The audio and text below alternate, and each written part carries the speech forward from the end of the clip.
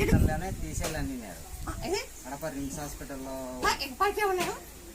7 నెలల్లో తీసేలా బ్లీడింగ్ అవుతుంది అన్నారు. కడప రిమ్స్ హాస్పిటల్లో పెట్టి నేను అమ్మ దగ్గరకు వచ్చాను. వచ్చినాక నిమ్మపండు ఇచ్చింది. నిమ్మపండు పోయి తింపి పనింది. ఈ నిమ్మపండు తీసుకొని పోయి ఉప్పులు పోసి 2 ఉప్పులు ఇచ్చిన తర్వాత మరుసటి రోజు బాగుంది, ఏం కాదని చెప్పి తీసేయాలన్నారు. నిమ్మపండు తిన్నాక బాగైంది. అమ్మవారు కనపరాదు, ఏడ కనిపిస్తుంది.